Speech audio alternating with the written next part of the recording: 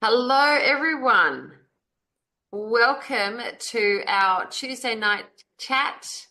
I'm Kelli Wilkins from MyselfReliance, and it's so good to be with you tonight. I'm joined by the amazing Zev from Warrior at Law, and tonight we have a sterling conversation to share with you and some huge announcements. So we're going to make those announcements a bit later on tonight. But first of all, welcome, Zev. Thank you. Thank you for having us come along tonight, Hello. Kelly. Yeah. And always, Um, always happy to participate in any of the things that you're putting on with my self-reliance. As guys are doing a lot of great Sorry, work. Zev. I've just lost sound for a second. I'm just going to change to my speakers. Okay. Can you hear me all right now? Yep. Beautiful. Okay. And there's a lot of people joining us in the chat room who are keen to hear what you have to say. But we haven't planned a conversation tonight, except for some questions that I have for you. Now, it is an interesting time of the year that I've brought you on. But before we jump into the here tonight, who haven't been to a Myself-Reliance Tuesday night chat before, we're a community that started back in 2021 doing these Tuesday night conversations when we were all in lockdown. And we got started just really as a concern for one another and, you know, how we can be more self-reliant. And so we have been running events and workshops now for the last 3 years, and every year we have a huge summit in Kenthurst. Last year, Zev came along and spoke at our summit. He's also been to our Tuesday night chat before, and the last time we had him on, we had him alongside of Michael O'Neill, and so it's such a coincidence, you know, it's so opposite sides of the board that you and Michael sit. You know, he's running for the Senate, and you're like, yeah, I'm not voting. And so we had you both on the same evening. And only 2 weeks ago, I had him on an interview, and then yourself again tonight. So we like to do this, you know, opposite sides of the board kind of conversations. But that's all good because there's all kinds of ways that we can really be free, and it's really, you know, up to us to take that initiative in whatever makes sense. So I just want to get started by asking you, Zev, and I know some people are popping questions in the chat, which is really, really great. But we are in the middle of an election, and you know, everyone's going to go to the polling booths if that's what they choose to do this weekend. But tell us why not vote? Look, for me, I don't believe that we have a properly installed or initiated government where Parliament's full of liars and thieves and pedos, and I'm happy to say that and call them out for what it is. We wouldn't have a 99-year suppression order against the 28 if we didn't have a heap of pedos in Parliament. They're liars and thieves. This is well known to everybody, and I simply won't participate in the fraud until we get rid of the BS two-party system and the other parties get a fair crack. And if we do some homework on the Westminster system that Parliament's based on, we're not meant to have parties. So it's meant to be done by agreement and negotiation, not by bullying. And there's been many a report recently. The Juice media, who are fantastic at taking the piss out of government legislation, recently did one exposing what the two major parties are doing. They're basically legislating to make it somehow legal, to make it tougher for any of the parties that aren't Labor and Liberal to compete with them or to get votes, to campaign, how they can gain money, how they can spend money, capping how much they can spend, where they can get their donations from. Meanwhile, they lifted the cap for Labor and Liberal and let them run wild with it as a way of legalising more corruption and silencing the competition in an attempt to do it legally. And this is another bill that was rammed through Parliament without debate or discussion, like many others have been done. And we all know that they're fraudulent people that are sitting there that do not have the people's best interest at heart. Clearly, there's a few goodies like Michael that you had on that actually are trying to do the right thing for the people, but those at the top clearly aren't. And Mm. government's meant to govern the companies and corporations for the benefit of we the people. And many, many years back, that got flipped on its head. And we now have governments all around the world governing we the people for the benefit of their corporate donors and companies and corporations and the likes of big tech, big business, big pharma, etc. And I can't with good faith or conscience participate in that. So not encouraging anyone to vote or not to vote. That's your call, guys, however you want to do that. If you believe it's going to have some effect, by all means, I don't believe it really changes anything, because one of my theories on why I don't vote is if voting actually changed anything, it would be illegal. They're not going to give Mhm. away the people the choice to decide who's in charge. And if they did, then the voting would work. The last election, the major two parties lost more than a third of the primary vote, which should have asked one of them out of parliament. It doesn't work that way because of the way that's all stacked and rigged and always goes Labor or Liberal. For 100 years, we've only had Labor or Liberal in power. I think it's time for change and tell the Australian public, and obviously guys on this call are a bit different, but till the masses, so to speak, wake up and stop putting one of those two, I won't participate in the voting. I just won't. I don't care about the fines. I know I can beat them in courts. I don't care. I just won't What do you participate. say when I've heard it said that if you write on the ballot paper that um, and make it null and void that there is none to do my will, Yeah, um, no suitable candidates. Yeah, no suitable candidates to do my will, then they can put that vote aside, and then they don't. That if enough people did that, that it could they could swing the voting system, and they wouldn't be able to run again. Is that a truth statement, do you think? I highly doubt it, because I think if you put no, there are no suitable candidates to represent my will, or words to the effect of, some twat from the AEC is just going to tick Labor or Liberal on it, and it's going to go to one of them anyway. I mean, Mm. we're the only nation in the entire world that votes with a pencil. Now, if that doesn't scream dodgy as hell to everybody, I don't know what does. Yes, and you don't have to show your ID. So there's a lot of issues and problems. We've lost your camera there, Kelly, and a lot of issues and problems. Yeah, you're back now. A lot of issues and problems with the room and the level of corruption that is allowed for that to ensure that Labor or Liberal get in every time. And every Mm. time it's like, oh, Labor are no good, we're voting Liberal. Liberal are no good, we're voting Labor. And as I say this to many people, they're the left and right wing of the same diseased and corrupted bird. It doesn't matter if you're left or right, it's the left and right wing of the same thing. Yeah. That's got to go before there's any hope. And until we start seeing all our corrupt and criminal politicians actually jailed and charged for their many crimes, it's not instilling any faith in people like me in any form of official or proper government, while there are literally criminals sitting in Parliament walking free. I mean, look at Dan Andrews. They finally got him in now for the running over the kid on the bike, because someone from the Victorian Ambulance Service actually released the call where he goes, yeah, I think we've hit the bloke. And now he's in court for it. I'm willing to bet you my left arm, Kelly, he doesn't see any jail time. No secret, Dan Andrews would survive about 30 seconds if they ever locked him up with what the inmates would do to him.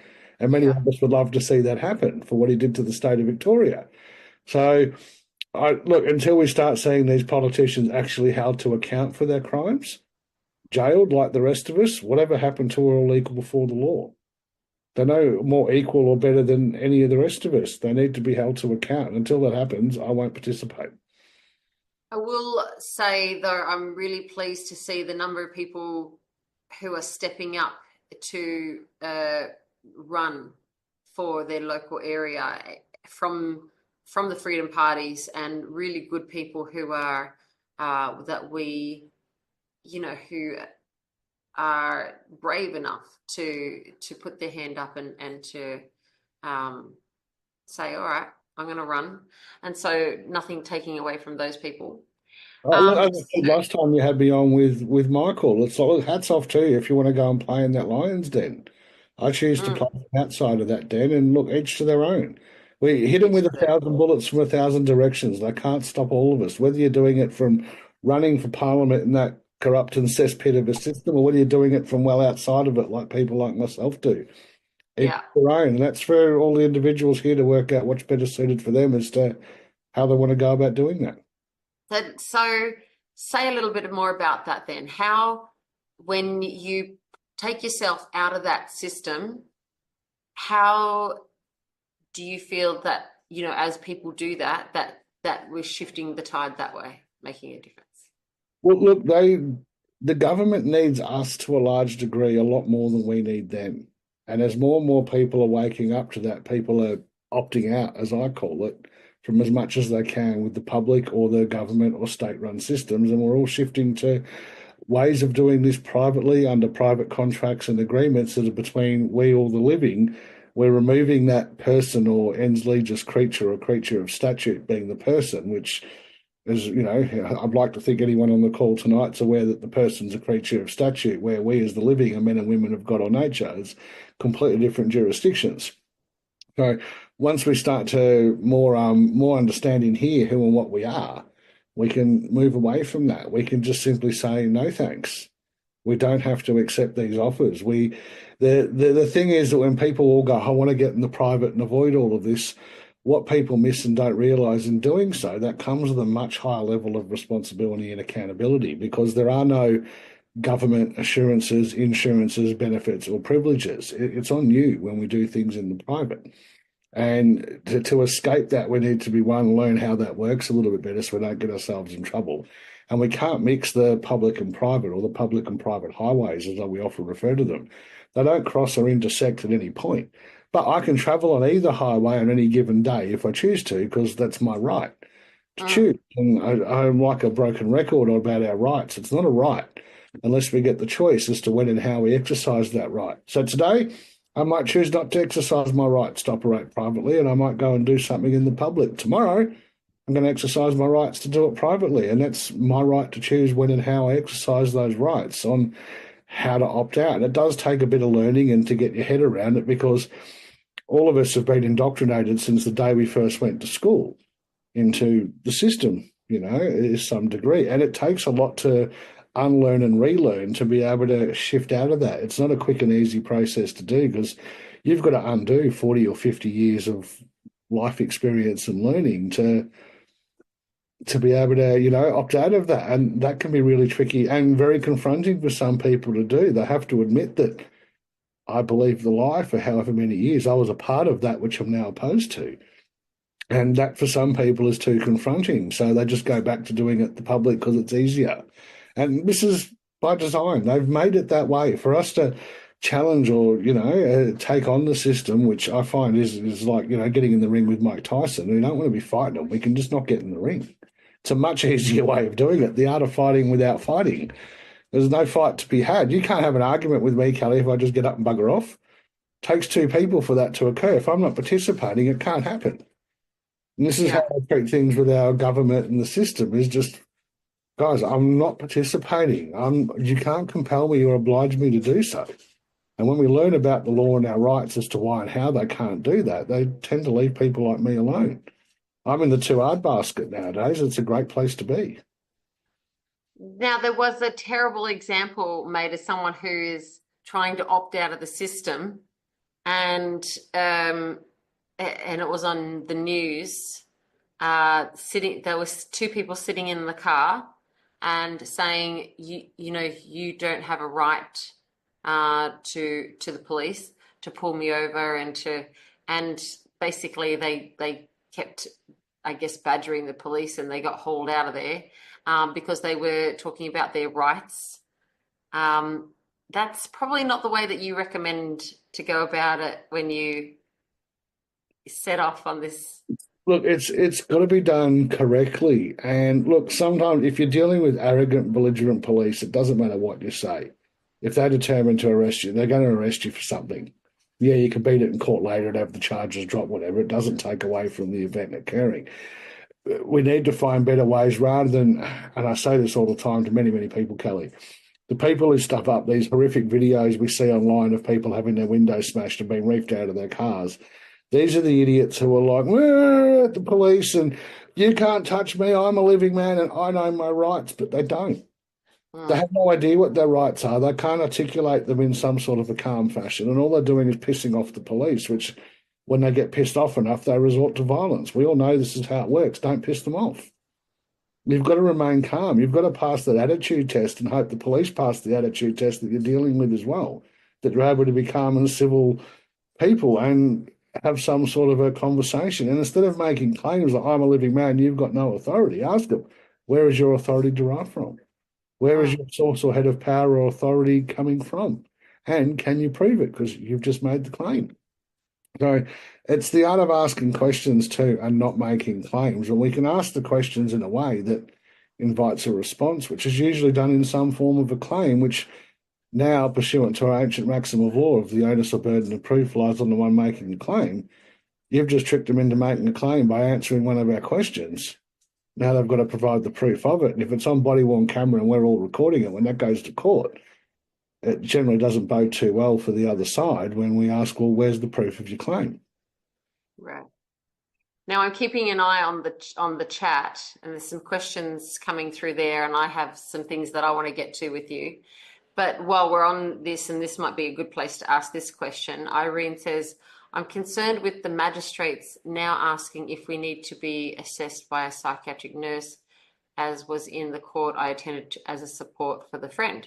The magistrate did not like the question we asked, so they frightened us to silence, or at least not to speak this way. Your thoughts, please. Look, one of the best recourses, or it's not the best, but one of the more common recourses, I should say, of the court when we challenge them on their lawful grounds, and we can display that we may have some idea of what we're talking about. Rather than establishing or rectifying the legal argument or providing proof of, they will challenge our mental health and say that we're not fit.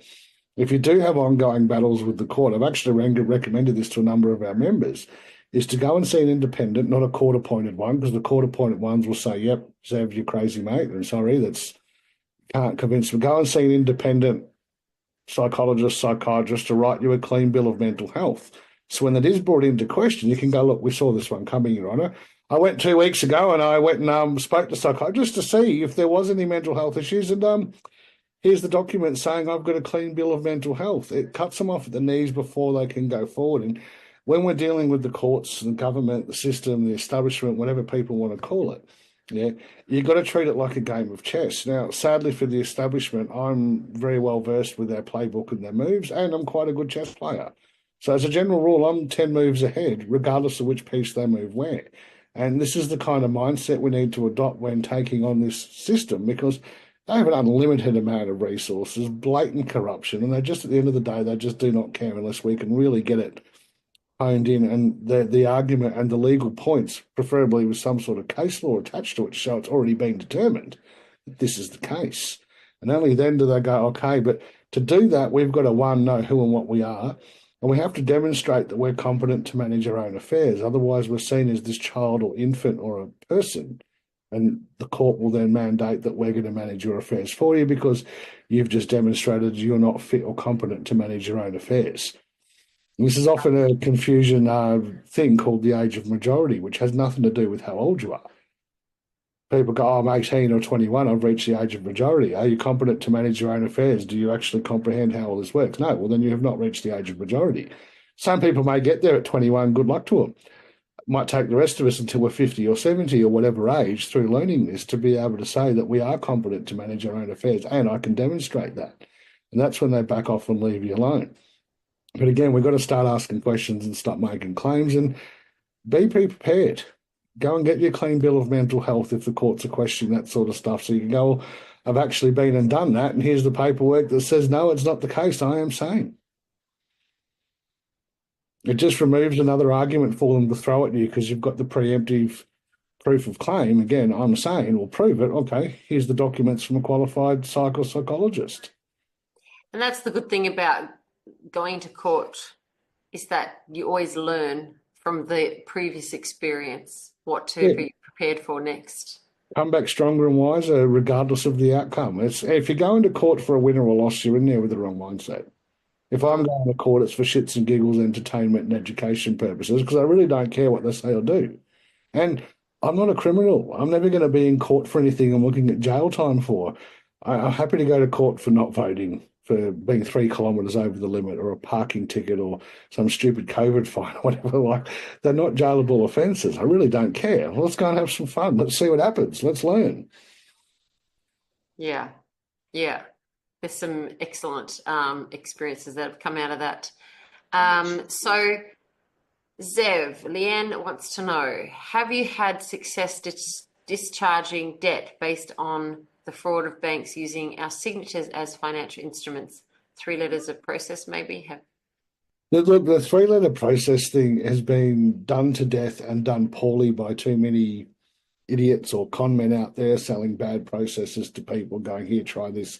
Hasn't been tested and proven. It's very rare that we actually get the success over that on those grounds. But there are other questions that we can ask the bank to provide proof of for that, pertaining to the securities created off that signature, so to speak, such as what of equal and equitable exchange did I receive in return for that contract? You got numbers on a screen. You didn't actually get the money that they claimed they were loaning you.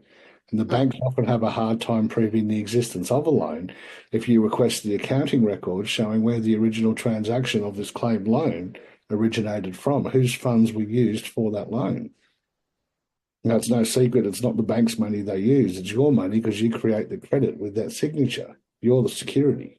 Right. So that's a very long question to unpack in detail, but as a general gist, rather than doing three-letter processes, a simple request for the accounting records to be able to do it that way to show, well, where is the original accounting transaction referring to that verifies the loan? Where did the money originate? What is the provenance, not providence, of the origins of the funds? Right. Right. Hope that answered your question, Leanne. Come back if you want to ask another question regarding that. And I know I've missed some conversation in there, people commenting on the election that we've just talked about. David said, and bank credit is not the same as legal tender.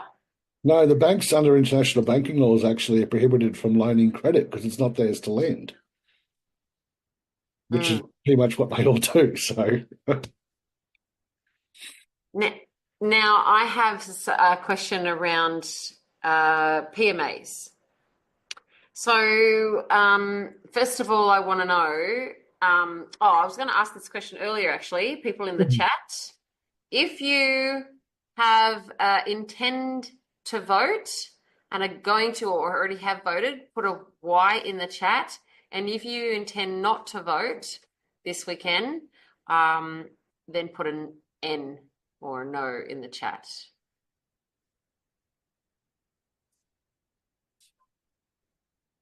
Wow. no, We get 2 yeses and 3 yeses. A mixed crowd. We have a lot of no's, though. There's a lot of no's. Yep. Got any, Barry? Do you know what the fun thing is, Barry, alongside you and a lot of other people, there's people who are running as a candidate, but also very well versed on issues of common law and yeah, there's a few people like that I know very well who are quite well educated in both sides. Okay. So very good. Thanks for everyone for maybe CJ or Andrew can count up the yeses and the nos and let me know how we polled. So very interesting. A bit of a mixed crowd in there, and everyone's. Thank you for answering, everyone. So then on to PMAs.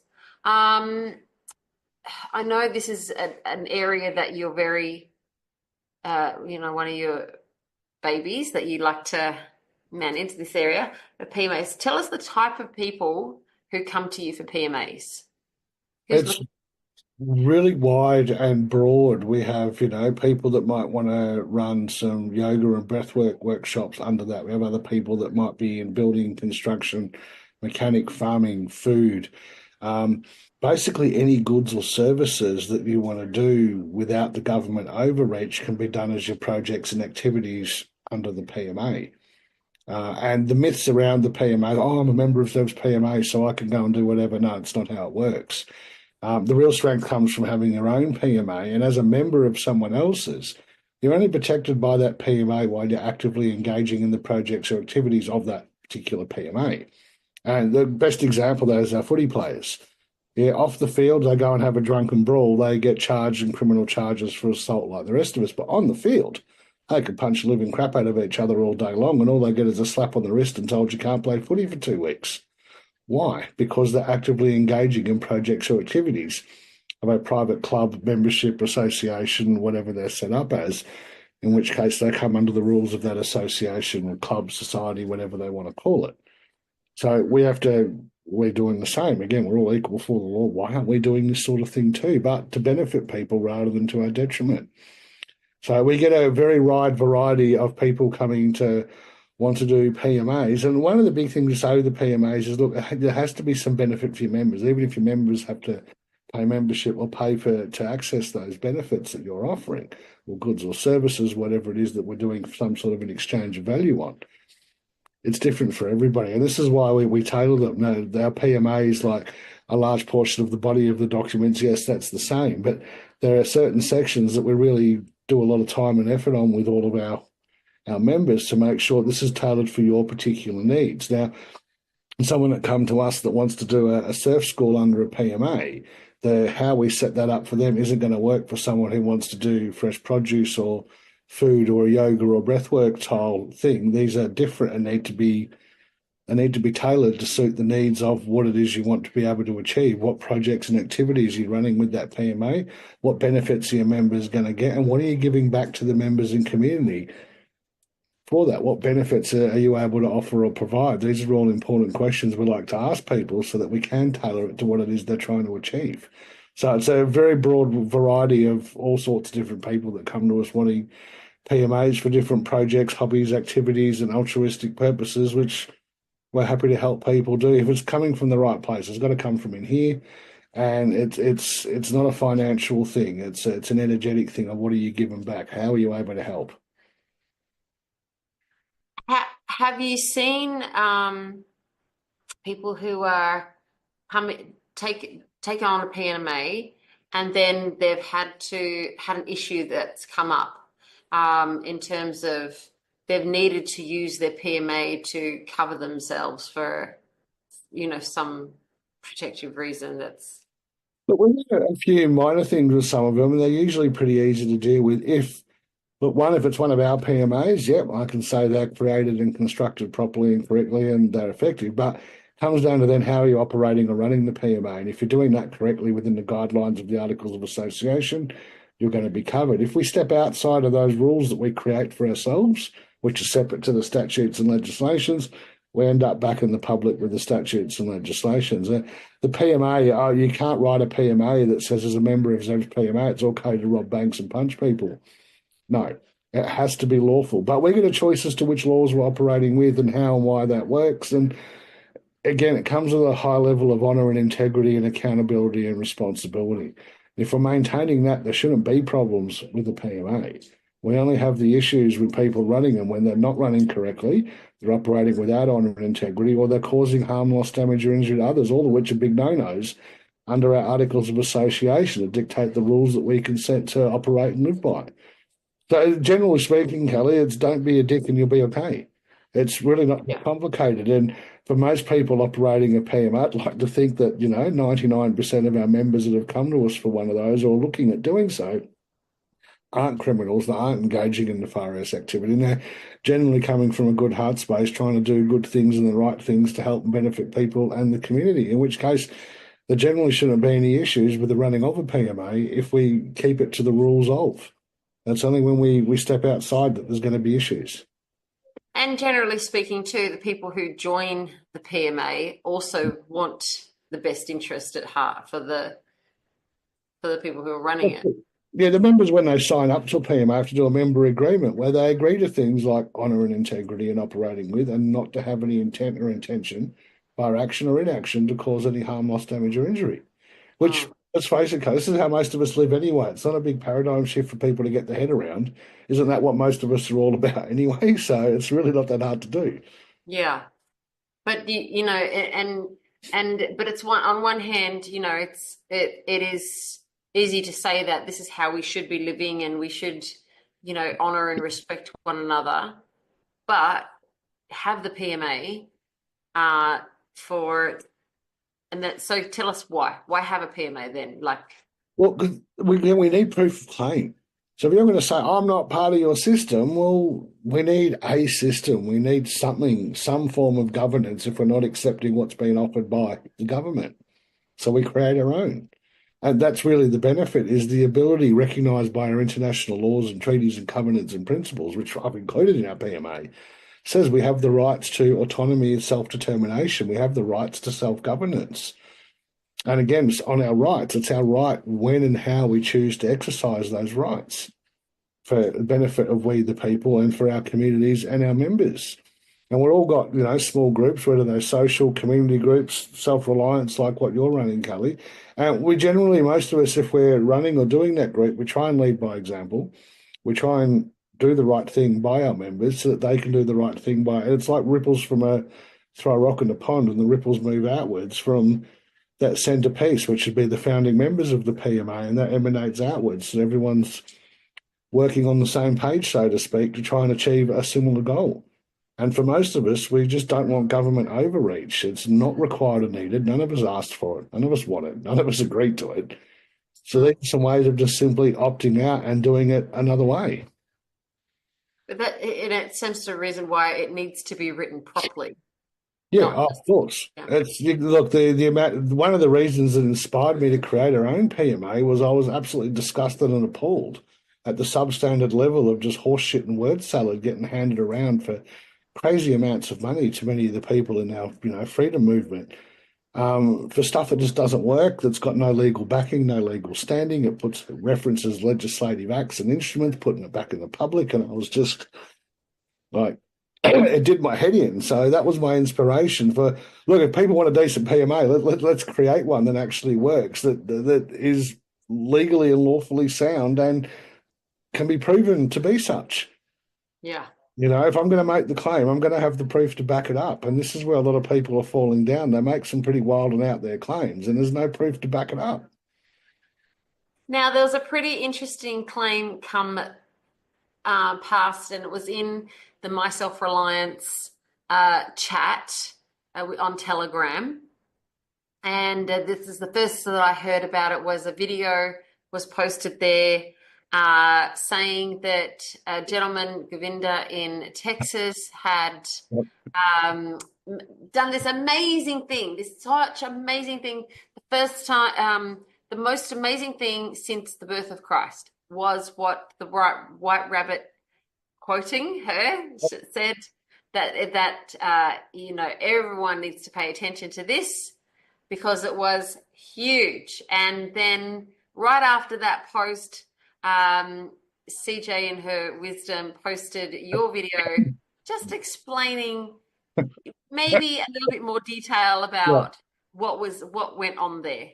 So do you want to explain to people so that a lot of people got excited about this announcement, and maybe this announcement it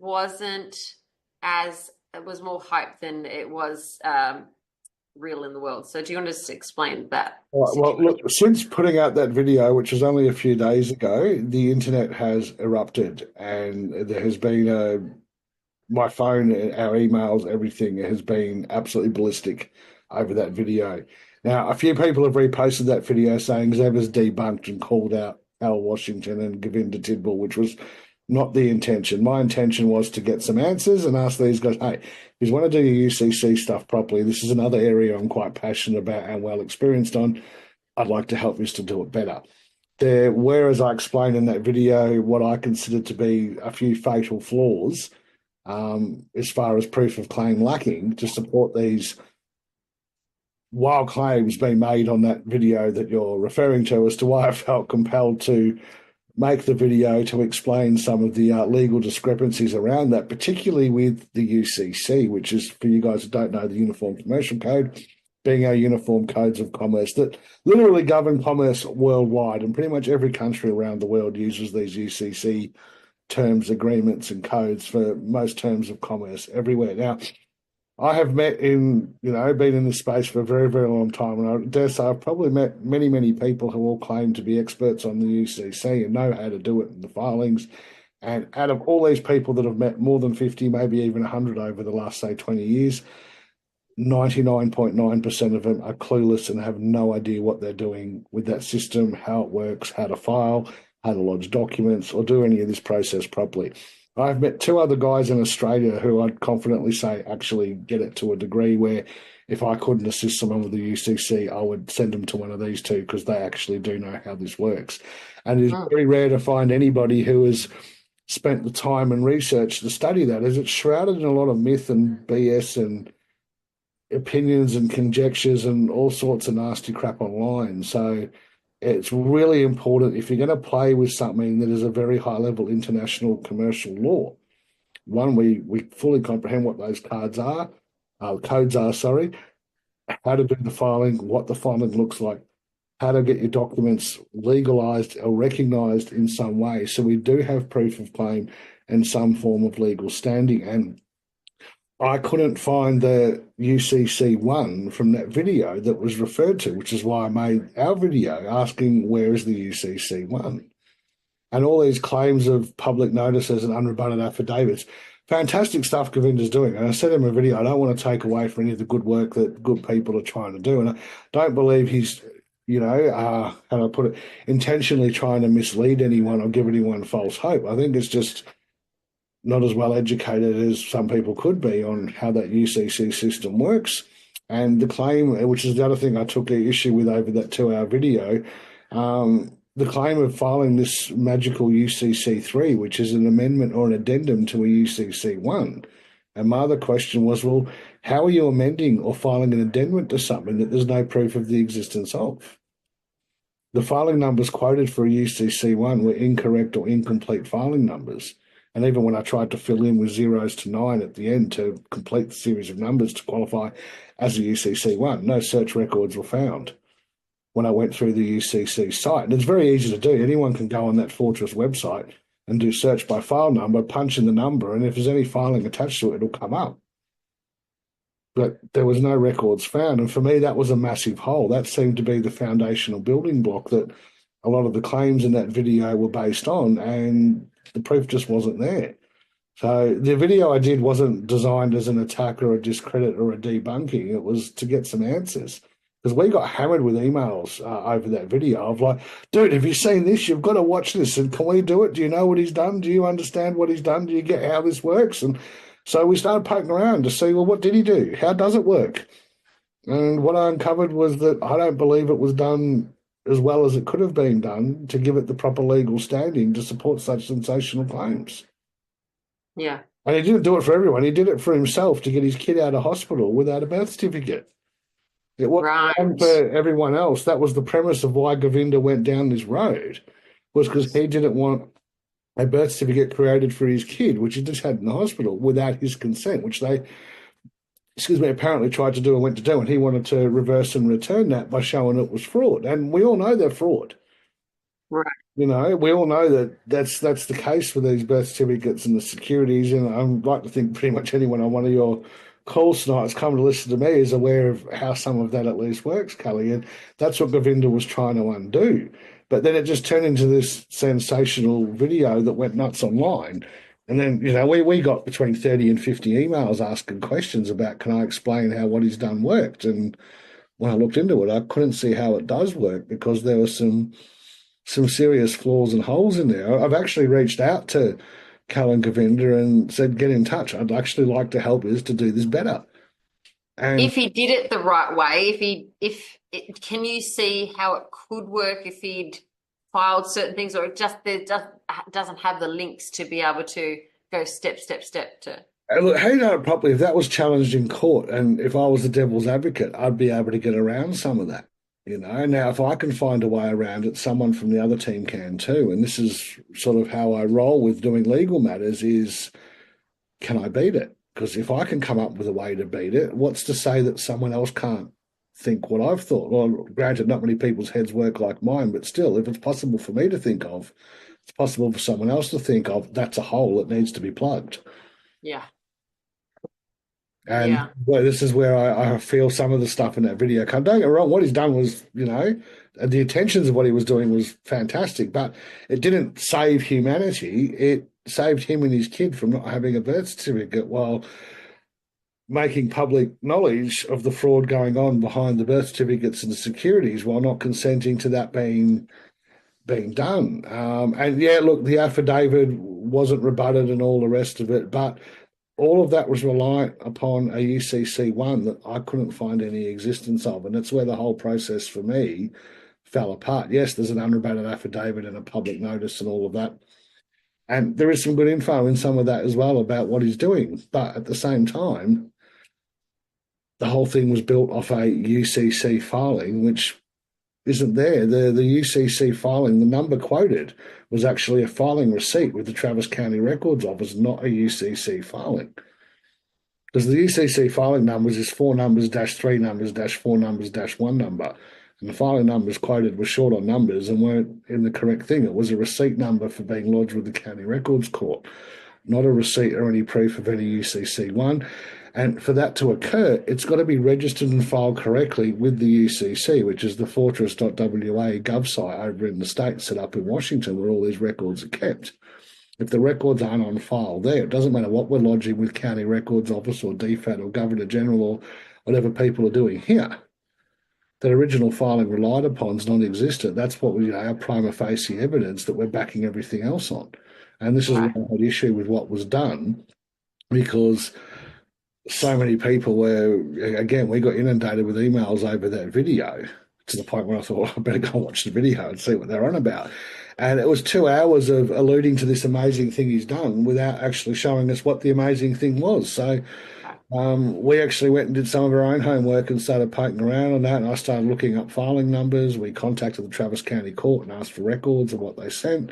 The video about that we did on that, guys, has gone nuts online. It won't be hard to find, and it's on our Telegram channel as well. Welcome, guys, to have a look at that again if you're watching that.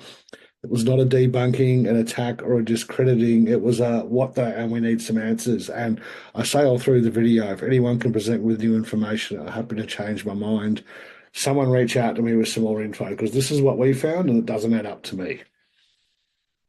And I hope that answers some questions for people who may be watching this on replay or in the room, who watched, the first video and maybe had those questions as well.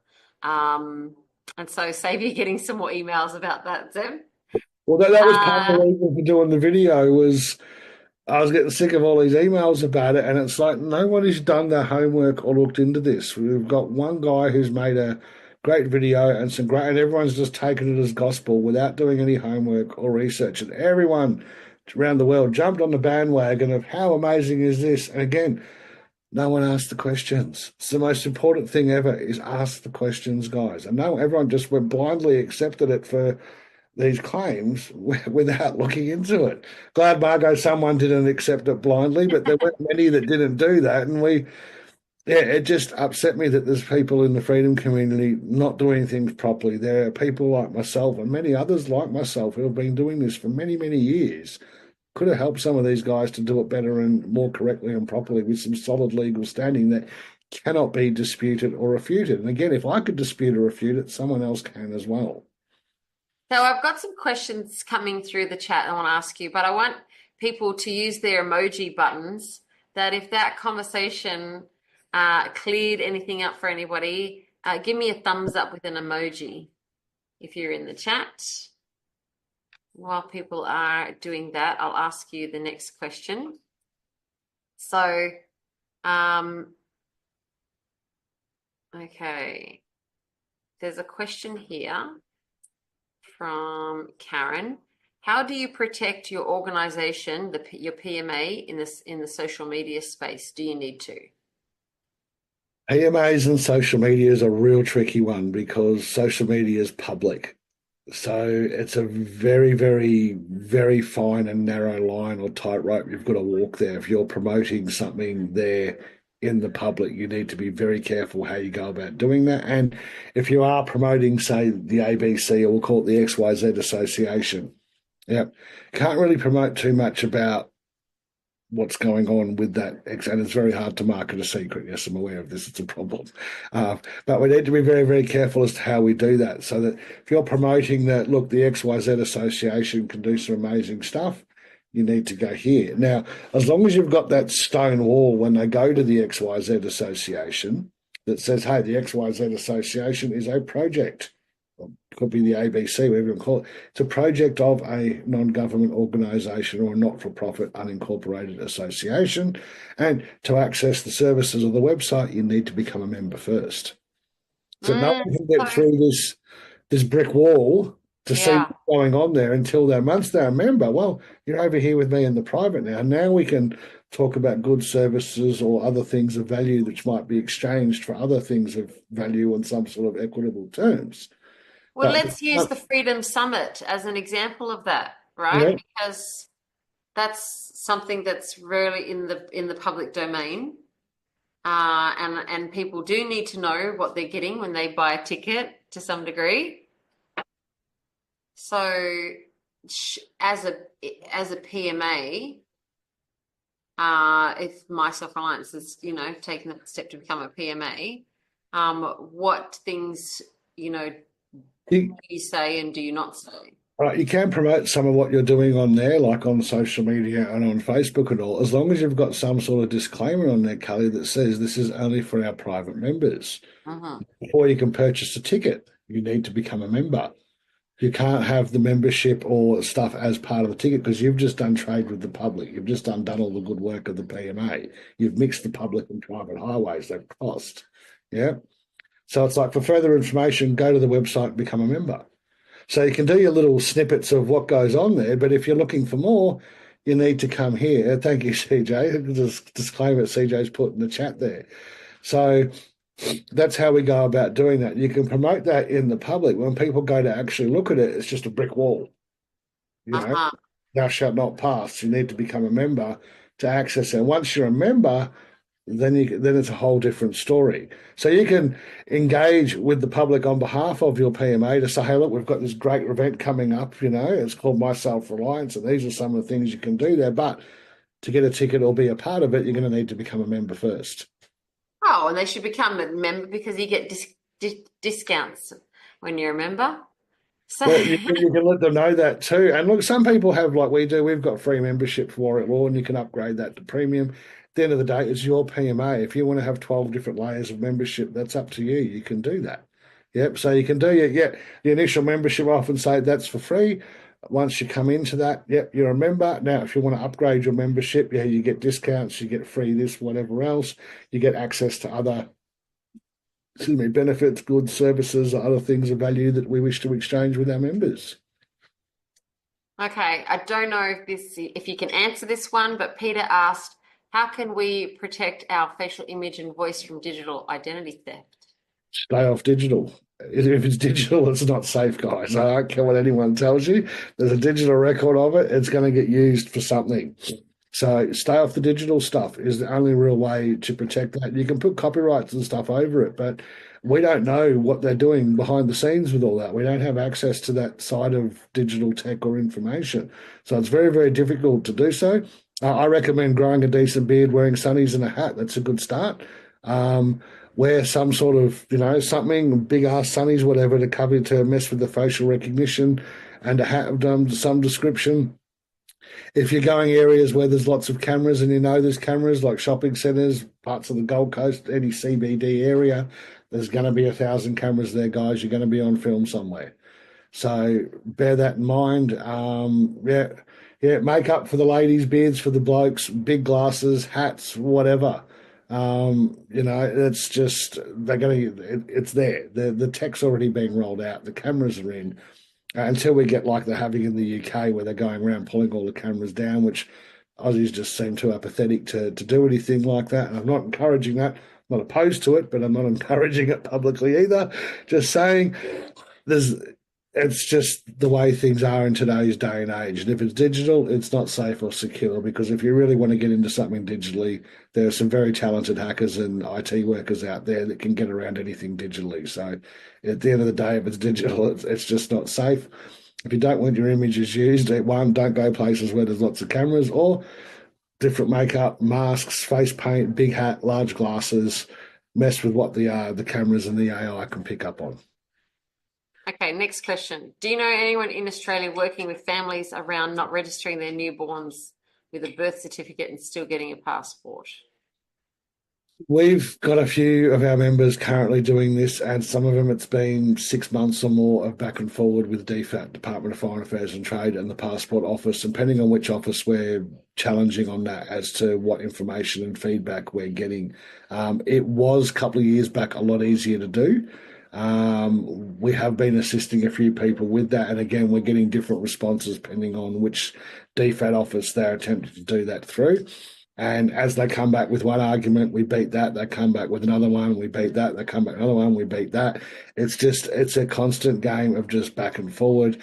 DFAT, oh, well, your application's incomplete. We're going to close the application. No, we don't agree to that. We need further and better. And so it's a very, very long haul. I'd say, 3 to 5 years ago, I helped a few people do that, maybe even longer, and it was quite a simple, straightforward process with affidavits, etc. But DFAT are really cracking down because more and more people are trying to do that to attain a passport in order to do so. There is the World Passport thing from the citizengov.org mob, but their passports are not as well recognised as they used to be back in the day. Can be used for some form of photo ID still. You have to see how you go. The questionnaires and info they need is getting stricter as well to issue a passport without a birth certificate from them too. So it's getting more and more tricky to do. It is possible, but it's a lot of time and effort. Let's say that a lot of back and forward with DFAT. It really depends which DFAT office you're going through. Okay, I hope that helped answer your question. Casey asked, I've heard that Australia-US free trade agreement is the argument as to why UCC can be valid here in Australia, but does it, now it's the way of being able to read the rest of that sentence, but does it not come down to the jurisdiction of the contract that it can be used? Trying to get my head around how UCC is valid here in Australia. All right, Katie. So, yes, the AUS-FTA, otherwise referred to as the Australia-US Free Trade Agreement, is one of the ways that we can use that here. Also, our contract law, we have a private contract in play. And under the terms of the AUS-FTA, Aussies can do business on American soil as though they're on Australian soil and vice versa. And that free trade agreement's been codified into various pieces and sections of our federal legislation. So that is one of my great ways of making that work. We did used to have the argument too, the place of registration is a jurisdiction we come under pursuant to High Court case law, like our Queensland Rail case of the 8th of April 2015. In recent times, though, the Commonwealth of Australia, when you do a lookup on the SEC, is not showing up with a CIK or a Central Index Key number anymore.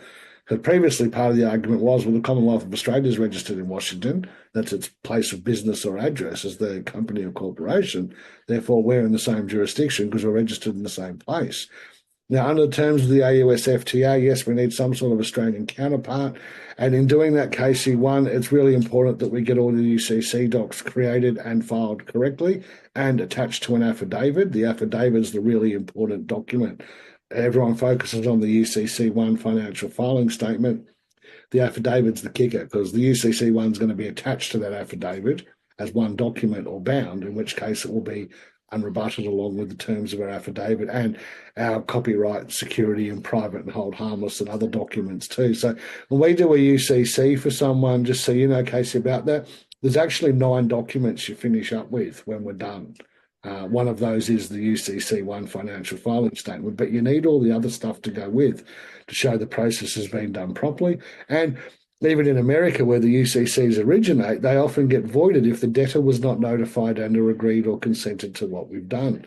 So we have to be able to show proof of claim that this process has been done correctly, paperwork correctly, and has been filed and registered with the UCC, so it's on record there to be verified.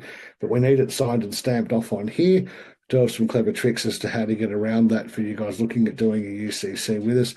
There is a fair bit to learn as to how to do that correctly. It took me many years to get my head around this before I was even game to do one for myself. Since doing them for myself, I've updated and terminated and redone my own filings a few times as I've learnt more. Pretty happy with the current one that I have in there now. And that current one, I've actually registered my car, which I refer to as my vessel and dry dock under. My number plates literally say UCC with my registration number, which is the UCC filing number, and it just says private vessel and dry dock UCC 1-308. Now, the Uniform Commercial Code of 1-308 is basically all rights reserved, just in commercial terms. And I've had those plates on my car now for 2.5, nearly 3 years with no dramas or issues. So when it's done correctly and you can demonstrate that, yes, we are competent to manage our own affairs, I haven't had any issues. I've been through a couple of RBTs, I've dealt with a couple of nasty coppers, and before I could even get my phone out to record it, they've told me bugger off. Yeah. And that's when you know you've done it right, and that's true freedom. This is something else I say to many of our members, and I've said this for many years to many people too, Kelly. One, we need the knowledge to back up the documents, and two, we need the documents to back up the knowledge. We must have proof of claim, and we must be able to articulate that. So if you're doing something which is very high level and complex side of commercial law, like the UCC, before relying upon or using those documents, they've got to go through all the steps and processes after filing to get them legal. And then we need to be intimately acquainted with every word, term, and phrase and the legality of in those documents. And until you're 100% comprehensive of any word, term, or phrase used in the document, I don't care whose documents you're using and for what purpose, guys. Until we're at that stage where we're that intimately acquainted with the docs, don't use the documents. Because if you get questioned or challenged on them and you don't know what you're doing, again, you've just demonstrated you're not competent to manage your own affairs. You're one of them sovereign citizen idiots that downloaded off the internet and went, but look, I've got magic papers here. You don't know or comprehend how and why they work, and you can't articulate that. You're going to get ignored and steamrolled. And this is what we see happen to many people. But I've got these great documents from this mob or from Zevs or from wherever, but they've got no idea what's in them or how to articulate that or how to have any legal standing or basis off those particular documents they're relying upon. This is where people are coming undone. Well, and I always like to say it's like having the lightsaber without learning how to become the Jedi Knight. You probably got to chop your own legs off. Yeah, it's a big problem. So, yes, we've got to know what we're doing. I liken it to putting someone on the firing range without any firearm training. It's not going to go well. Yeah, dangerous. Dangerous. I have one more question, and then I think we need to make some announcements. We got some cool announcements to make. And because tonight is just absolutely flown. And we've jumped around a little bit. So sorry, guys. It could have been nice if we did all the PMA questions together and all the UCC questions together, but it hasn't gone that way. Right, keeps me on my page this way, Kelly. All good. So Michelle asked, if you want to put your organization or business under a PMA and take online payments like Stripe, you'll need an ABN. But if an ABN application wants an individual TSN, you can get around the use of an ABN with Stripe. It's just not easy to do, but can be. So what, do you need paperwork for that? Do you need... So do you want to unmute yourself, CJ? You've dealt with this on a few occasions. Sure. So when you apply for an online payment gateway, you do have to realise, of course, it is a public system, and payment gateways only have their licence by doing KYC in whatever country that you're operating in. So Stripe, for example, has licences and registrations in hundreds of countries.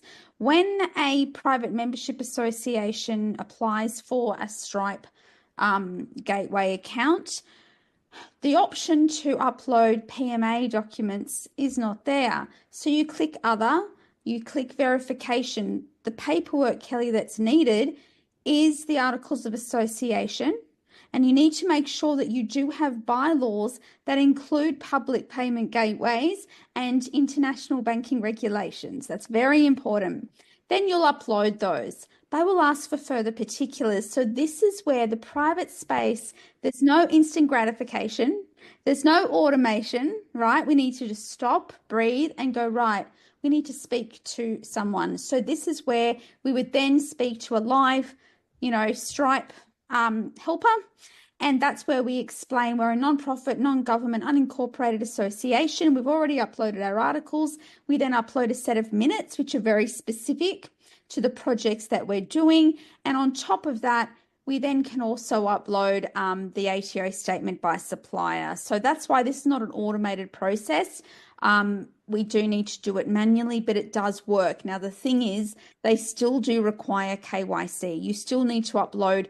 One of the founding members will have to nominate themselves, probably the treasurer. They'll put their name. They will have to provide a driving license or passport. Now, in a well-written PMA, it's not about I, it's about we. So we don't want responsibility just going on to the individual.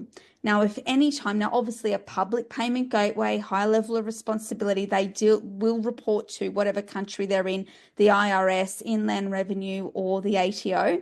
When they do report, if at any time over the years it is questioned that the income coming in, is that, say the treasurer is Joe Smith, is it Joe Smith's personal income? If that ever happened, it's very rare, but if it did happen, we have the paperwork to back up to say, no, that was just the treasurer of the association, and those dollars are actually contributions and membership fees in exchange for receiving membership benefits. Does that make sense? It's not personal income, because otherwise they'll try and Stripe will record it or report it to the ATO as Kelly's personal income, for example, when it's not. And there are clauses we've included in the PMA that specifically say that this is not the case. So that when asked again, proof of claim, when they say, well, how do we know that's the case? Well, here you go. Here's the documents that prove that. We've got proof of claim. Do you have any proof of your claim that it's now Kelly's personal income as opposed to what we're saying it is? And they go, well, no, we don't. Well, we have proof then. Whose claim's going to get listened to? The one that they have the proof for. Yeah, really well explained. Thank you, CJ. That was great. And something that, businesses like mine will need to work that out.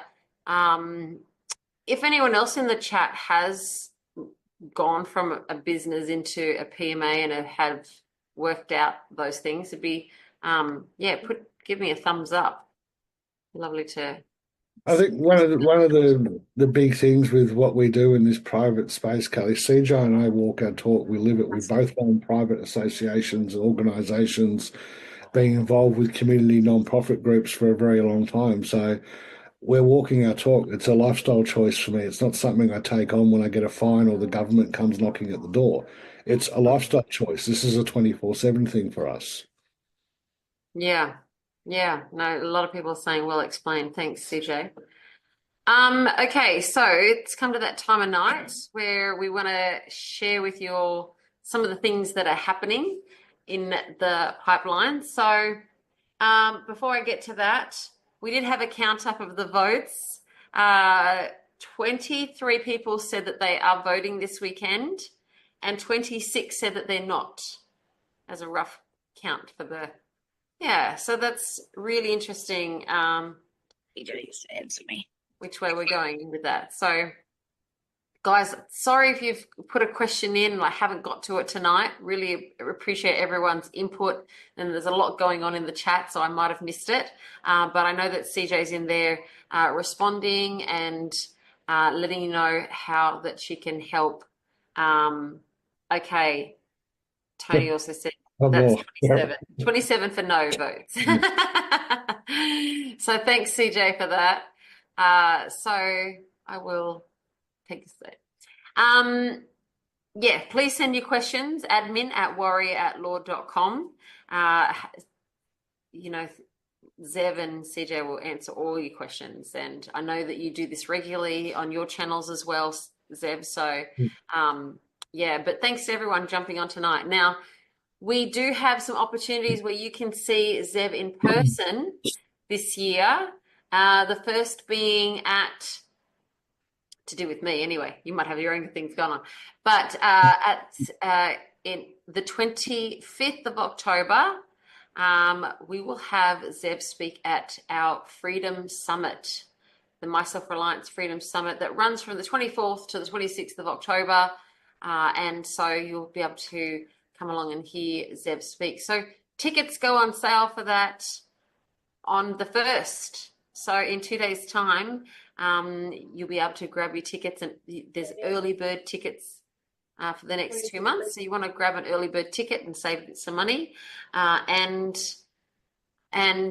we'll be releasing some of our highlight speakers as we go along, but we can definitely say Zev will be there and you'll be able to see him in person? Last year's Freedom Summit, really awesome event, some very good speakers, some great stalls, very, very different way of doing things, very close-knit, family-minded, community vibe there, very laid back and chilled. And I think JD's on. I saw one of his posts in here, so we'll have JD there hopefully again this year as well, mate. And we might actually do a proper whipping workshop after everyone wanting to come and have a play when we started that last year. So Yeah, get the whips out. That was super fun.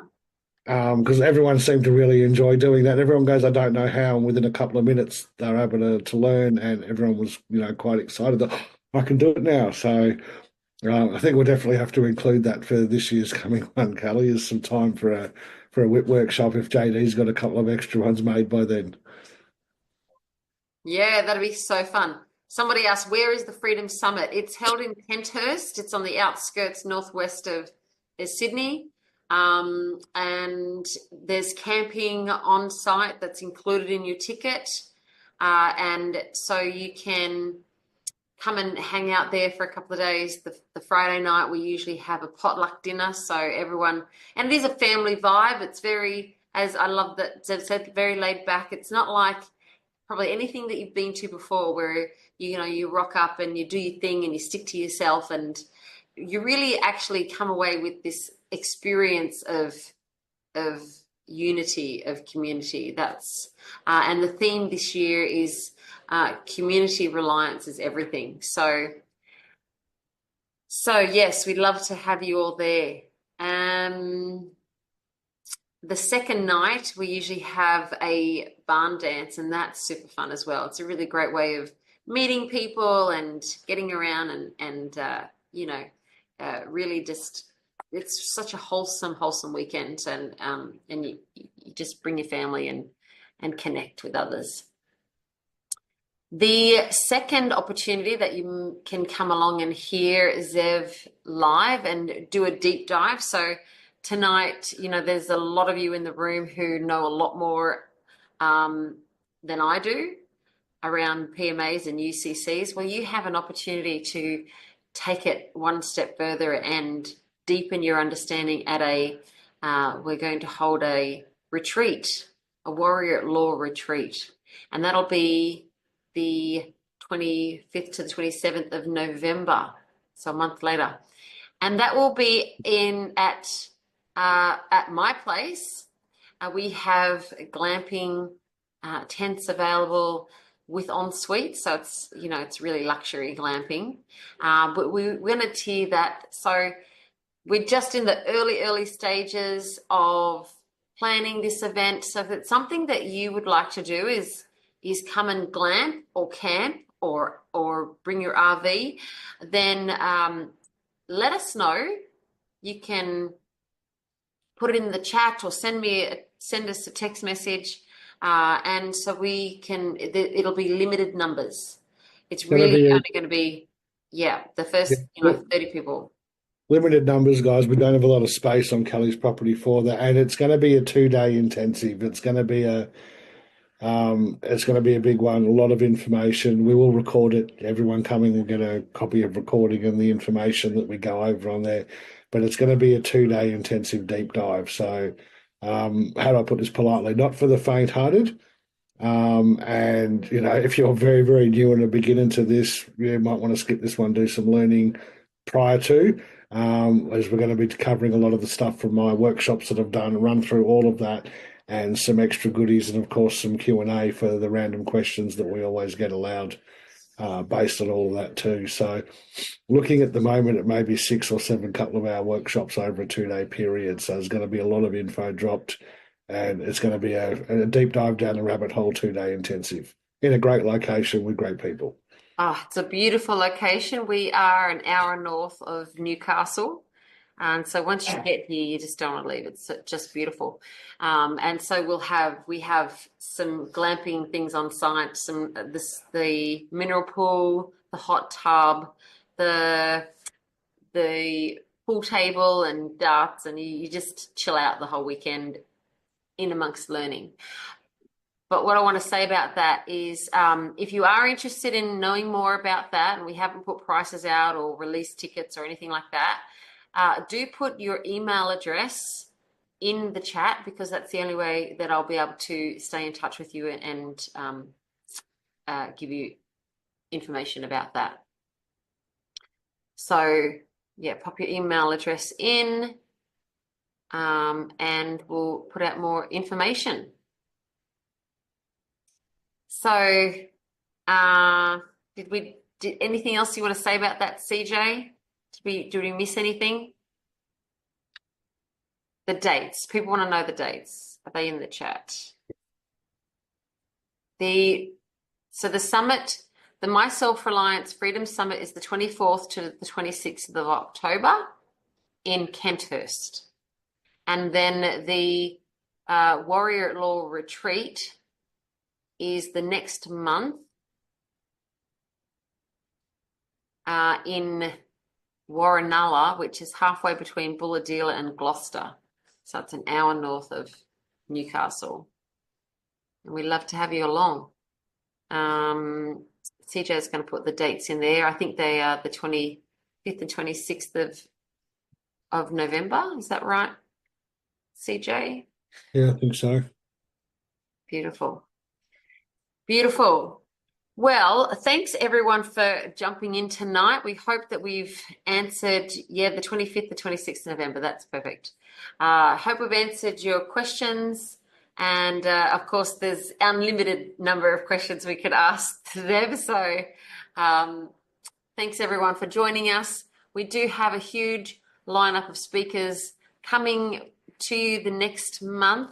If I can just share with you, next week we have Alan Simpson, who's going to be talking about frequency and how it affects your body. The next, on the 13th of May, we have Dan Kittredge, and he's from the USA. So this is our first kind of non-Australian interview that we're doing, talking about the soil and regeneration and health to your body. On the 20th of May, by popular request, we had Leanne Shelton coming to talk to us about AI and about a human approach to AI. So a lot of people are about, I don't know about this AI business. We're going to ask her all the deep questions about that. And then to round up the end of May, on the 27th, we're actually having Bill Chambers speak. And he is Casey Chambers' dad. He's still singing and playing and touring. And he's been a fan of the channel for a few years now, and so we've been staying in touch. And I said, why don't you come along and we'll get to know Bill, and that'll be the 27th of May, and it's always a Tuesday night at 8 o'clock. Some really great people coming along, and so thank you, Zev, for being here, and CJ, and answering all our questions. You've been amazing. Oh, look, thank you for the invite and coming on, and look for getting this out to, some of our community and your community. Hopefully we all be the one community, and it's move forward together on this one. Hopefully everyone on the call comes to the summit event as well. Yes. Get your early bird tickets. We really love to have you along. Thanks everyone. We'll see you next week. Thanks, Kelli.